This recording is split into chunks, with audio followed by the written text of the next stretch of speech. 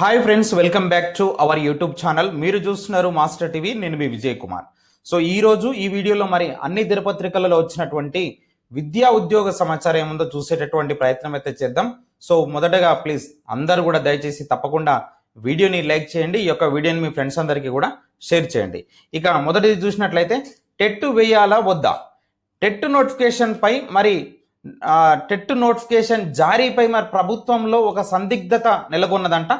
ఈరోజు క్యాబినెట్లో నోటిఫికేషన్ జారీపై నిర్ణయం తీసుకునేటటువంటి అవకాశం అయితే ఉన్నది. సో మరోసారి టెట్ నిర్వహించాలని చెప్పేసి అభ్యర్థుల నుంచి వస్తున్నటువంటి డిమాండ్, ఒకవేళ టెట్ నిర్వహిస్తే ఆలస్యం కానున్నటువంటి డిఎస్సి అంటూ మనకి ఈరోజు ఆంధ్రప్రభ న్యూస్ పేపర్లో కథనం రావడం జరిగింది. ఎస్, మరోసారి టెట్ నిర్వహించాలని చెప్పేసి అభ్యర్థుల నుంచి వస్తున్నటువంటి డిమాండ్ నిజమే. మన యొక్క ఛానల్లో కూడా మరి సర్వే పోల్ అనేది కండక్ట్ చేసాం. దాదాపుగా 67% మరోసారి టెట్ కంపల్సరీగా ఉండాల్సిందే మెగా డిఎస్సి కన్నా ముందు అని తెలియజేయడం జరిగింది. సో నేను కూడా ఆ యొక్క సర్వే డీటెయిల్స్ నేను మరి స్కూల్ ఎడ్యుకేషన్ డిపార్ట్మెంట్కి పంపించడం అయితే జరిగిందనమాట. సో అందులో భాగంగానే ఇలాంటి రిక్వెస్ట్లు ఎక్కువగా వస్తున్నాయి అన్నట్లుగా మనకి ఈరోజు మరి ఈ యొక్క కథనం అయితే రావడం అయితే జరిగిందనమాట. So TET teacher eligibility test నోటిఫికేషన్ను మరోసారి వెయ్యాలా వద్దా అనేటటువంటి సందిగ్ధంలో మరి విద్యాశాఖ ఉంది. సో నేడు జరిగేటటువంటి కేబినెట్ సమావేశంలో దీనిపైన చర్చించి ఓ నిర్ణయం తీసుకునే అవకాశం ఉన్నట్లు ప్రభుత్వ వర్గాలు తెలిపాయి అన్నమాట. సో బిఎడ్ డిఎడ్ అభ్యర్థుల నుంచి మాత్రం మరోసారి మరి టెట్ నిర్వహించాలనే డిమాండ్ పెద్ద ఎత్తున ఉన్నది. సో కాంగ్రెస్ పార్టీ రాష్ట్రంలో అధికారంలోకి వచ్చినాగా సో గత బీఆర్ఎస్ ప్రభుత్వం హయాంలో 5089 పోస్టులతో వేసినటువంటి డిఎస్ నోటిఫికేషన్ రద్దు చేసి మరి అదనంగా మరో 4027 పోస్టులు కలిపి మొత్తం 11,062 పోస్టులకు కొత్త డిఎస్సి నోటిఫికేషన్ జారీ చేసిన విషయం మీకు అందరికీ తెలిసిందే. సో కంపల్సరీగా ఈ డిఎస్సి కంటే ముందు ఖచ్చితంగా ఒక టెట్ అనేది ఉండాలి, టెట్ అవకాశం ఇవ్వాలి. సో టెట్ లేకుండా డిఎస్సి నడపడం అనేది అంత కరెక్ట్ కాదన్నట్లుగా సో ఇక్కడ దీంట్లో ఉన్నటువంటి సారాంశం. సో చూద్దాం, ఈరోజు ప్రభుత్వం ఈరోజు క్యాబినెట్లో మరి ఈ యొక్క నోటిఫికేషన్ పైన మరి ఖచ్చితంగా ఒక నిర్ణయం తీసుకునేటటువంటి అవకాశం అయితే ఉన్నది. సో ఏమి చెప్తారు ఏంటి అనేది మనం వేచి చూడాల్సిందే. సాయంత్రం వరకు రేపటి వరకు మనకు తెలిసేటటువంటి అవకాశం అయితే ఉన్నది. ప్రస్తుతం డిఎస్సి నోటిఫికేషన్కు దరఖాస్తు ప్రక్రియ మరి ఈ నెల 4 నుంచి ప్రారంభమైనది. అయితే డిఎస్సి పరీక్ష షెడ్యూల్ ఇంకా ఖరారు కాకపోవడంతో ఈలోపు టెట్ వేయాలనేటువంటి అభ్యర్థులు మరి ప్రభుత్వాన్ని మరి విజ్ఞప్తి చేస్తున్నారు. టీచర్లకు పదోన్నతులు ఇవ్వాలంటే కూడా ఎలాగో టెట్ పరీక్షను నిర్వహించాల్సిందే. ఈ క్రమంలో ఇప్పుడు టెట్ నోటిఫికేషన్ జారీ చేయడం ద్వారా అటు టెట్ అభ్యర్థులకు ఇటు టీచర్లకు ఉపయోగకరంగా ఉంటుందని చెప్పేసి అభ్యర్థులు అంటున్నారు. మరోవైపు ప్రభుత్వం టెట్ నిర్వహిస్తే డిఎస్సి ప్రక్రియ ఆలస్యం అవుతుంది. 4-5 రోజుల్లో పార్లమెంట్ ఎన్నికలకు షెడ్యూల్ రానున్న నేపథ్యంలో ఇప్పుడు టెట్ నోటిఫికేషన్ వేస్తే మేలో టెట్ పరీక్ష నిర్వహించాల్సి ఉంటుంది.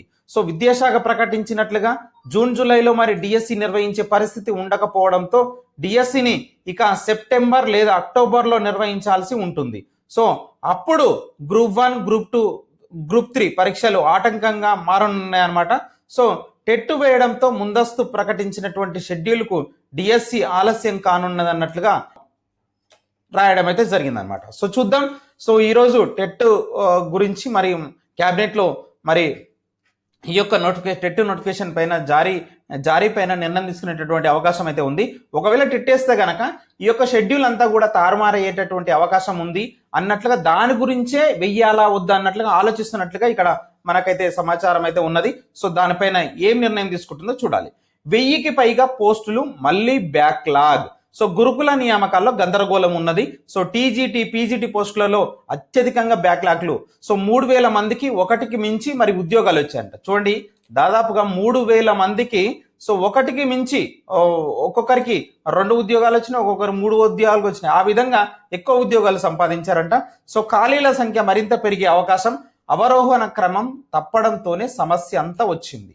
సో ఫస్ట్ అనుకున్నట్లుగా గురుకుల బోర్డు అవరోహణ క్రమంలో గనక మరి పై స్థాయి నుంచి కింది స్థాయి వరకు ఒకవేళ పోస్టులను గనక నింపి ఉంటే ఇలాంటి పరిస్థితి వచ్చేది కాదు.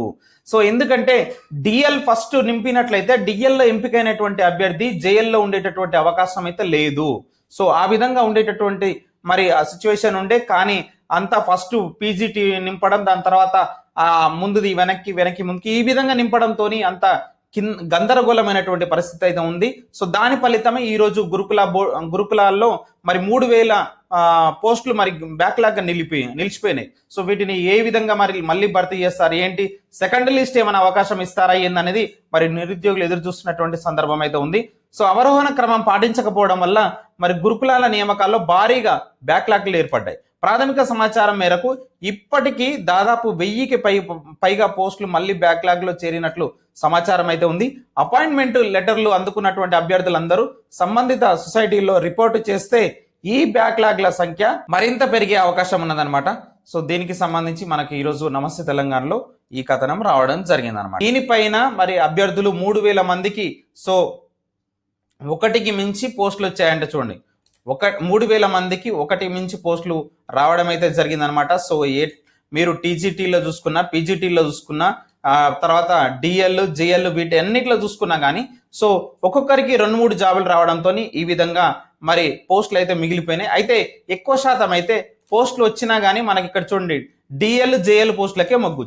వారిలో చాలా మంది పీజీటీ అభ్యర్థులు అంతకంటే ఉన్నతమైనటువంటి మరి డిఎల్ జేఎల్ పోస్టులకే మొగ్గు చూపారనమాట. సో దీంతో 12,076 పీజీటీ పోస్టులో మరి సగానికి పైగా మరి ఖాళీగా ఏర్పడినట్లు తెలుస్తా ఉందన్నమాట. సో ఇదే పరిస్థితి 4,070 టీజీటీ పోస్టుల్లోనూ కనిపిస్తుంది. సో ఒకటి మించి మరి పోస్టులు సాధించిన వారు 3,000 మంది ఏదో ఒక దానిని ఎంచుకోవాల్సి ఉంటుందన్నమాట. ఈ నేపథ్యంలోనే భారీగానే ఖాళీలు ఏర్పడే అవకాశం ఉన్నది అన్నట్లుగా మరి ఇక్కడ తెలపడం జరిగింది. వర్నిష్లు పెంపు, సో పోస్టుల పెంపుపై నేడు కేబినెట్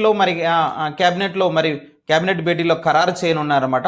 సో గ్రూప్స్ పోస్టులు పెంపు చేయనున్నారు. సో పోస్టుల పెంపుపై నేడు కేబినెట్ లో ఖరారు.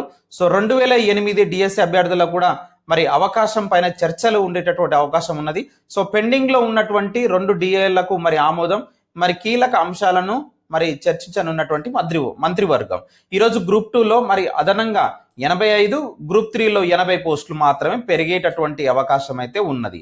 సో ఈ విధంగా 80-85 పోస్టులు పెంచుకుంటూ పోతే మరి ఎప్పుడు 2 లక్షల ఉద్యోగాలు భర్తీ అవుతాయి? సో ఒకటి ఆలోచించండి మరి అభ్యర్థులందరూ కూడా. సో ఈ విధంగా ఉంటే గనక ఇప్పుడు గ్రూప్ 1 కానీ గ్రూప్ 2 కానీ గ్రూప్ 3 కానీ అండ్ గ్రూప్ 4 కానీ సో 2 జాబ్ క్యాలెండర్ ప్రకారంగా 2 దశల్లో 2 విడతలుగా నోటిఫికేషన్ ఇస్తామన్నారు.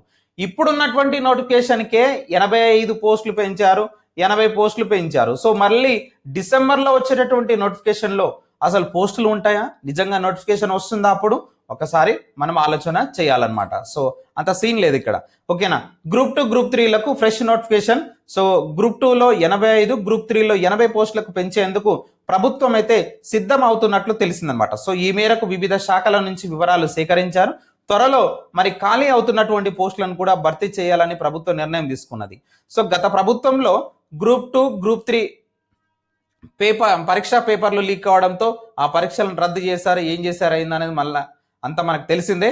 అయితే ఖచ్చితంగా మరి వాటికి కొత్త నోటిఫికేషన్ ఇచ్చేటటువంటి అవకాశమే ఉన్నది అన్నట్లుగా ఇక్కడ ఇచ్చారనమాట. ఏంటంటే కాంగ్రెస్ అధికారంలోకి వచ్చిన తర్వాత కొత్త పోస్టులను కలుపుకొని తిరిగి నోటిఫికేషన్లను ఇవ్వాలని ఆదేశించడంతో అధికారులు ఖాళీల వివరాలు సేకరించి క్యాబినెట్ ముందు మరి పెట్టేందుకు రెడీ అయినట్లు తెలుస్తా ఉందన్నమాట. సో కొత్త నోటిఫికేషన్లు ఇస్తారంట. అంటే మనకు ఇవన్నీ అంశాలు కూడా ఈరోజు క్యాబినెట్లో మరి చర్చించేటటువంటి అవకాశం అయితే ఉన్నది. స్పెషల్ ఎడ్యుకేషన్ టీచర్ల పరీక్ష సిలబస్ విడుదల.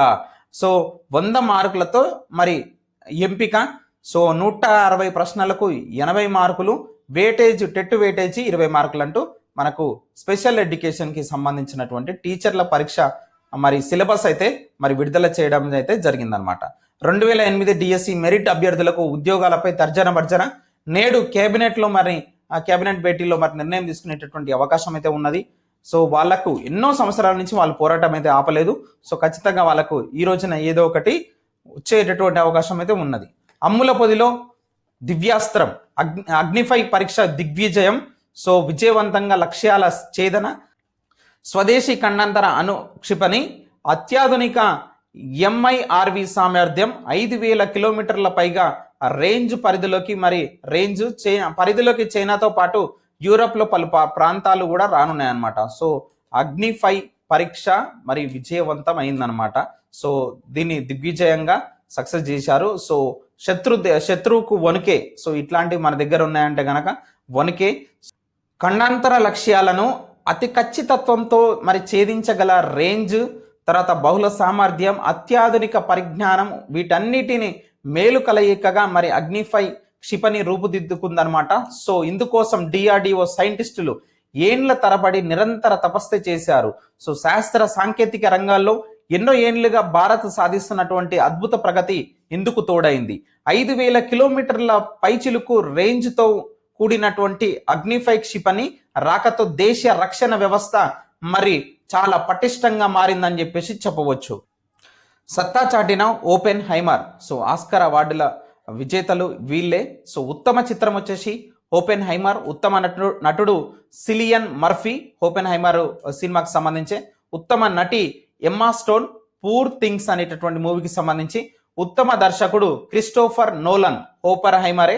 సో దాదాపుగా మొత్తానికి 7 అవార్డులు దాదాపుగా గెలుచుకున్నట్లు ఇక్కడ ఈ యొక్క మూవీకి, ఈ యొక్క సినిమాకి 7 ఆస్కార్ అవార్డులు గెలుచుకుంది. So Oppenheimer movie. So Oscar అవార్డులకు సంబంధించి ఈ యొక్క వివరాలు మీరు ఇక్కడ చూడవచ్చు. సో దీని యొక్క పీడిఎఫ్ అనేది నేను మన యొక్క టెలిగ్రామ్ గ్రూప్లో మరి నేను అక్కడ పోస్ట్ చేస్తాను ఎవ్రీడే. మరి విద్యా ఉద్యోగ సమాచారానికి సంబంధించినటువంటి అంశాలు అక్కడ పోస్ట్ చేయబడతాయి. సో డిస్క్రిప్షన్లో లింక్ ఇచ్చాను, దాంట్లో మీరు జాయిన్ అవ్వండి తప్పకుండా. డిఎస్సితో పాటే మరి టెట్ నిర్వహించాలి. విద్యాశాఖ కమిషనరేట్ను ముట్టడిలో ఎంపీ ఆర్ కృష్ణయ్య డిమాండ్ చేశారన్నమాట. సో డిఎస్సితో పాటే టెట్ నిర్వహించాలని చెప్పేసి నిరుద్యోగ జేఏసీ డిమాండ్ చేసింది. సో ఈ మేరకు హైదరాబాద్ సైఫాబాద్లోని విద్యాశాఖ కమిషనరేట్ను మరి ముట్టడించిందనమాట. సో అనంతరం జేఏసీ నేతలు ధర్నా నిర్వహించగా ఎంపీ ఆర్ కృష్ణయ్య పాల్గొని వారికి సంఘీభావం తెలిపారనమాట. సో గతంలో ప్రతిసారి డిఎస్సితో పాటు టెట్ నిర్వహించాలనేటటువంటి మరి నిర్వహించేవారని కృష్ణయ్య గుర్తు చేశారనమాట. సో కర్ణాటక, ఛత్తీస్గఢ్, ఆంధ్రప్రదేశ్ రాష్ట్రాల్లో టెట్ నిర్వహించిన తర్వాతే ఆయా పోస్టులను భర్తీ చేశారని చెప్పేసి తెలిపారనమాట. సో ఈ విధంగా టెట్ గురించి అయితే చాలా డిమాండ్ అయితే చాలా ప్రధానంగా వినిపిస్తూ ఉన్నది. సో అందుకోసమే ప్రభుత్వం కూడా ఏం చేయాలి నిజంగా టెట్ పైన అనేటటువంటి నిర్ణయానికి ఈ రోజు జరిగేటటువంటి క్యాబినెట్ మీటింగ్లో ఏదో ఒకటి తెలిసేటటువంటి అవకాశం అయితే ఉందన్నమాట. సో ఇది ఫ్రెండ్స్ ఈ రోజు ఉన్నటువంటి ముఖ్యమైనటువంటి విద్యా ఉద్యోగ సమాచారం. వీడియోని తప్పకుండా లైక్ చేసి షేర్ చేయండి. Thank you very much.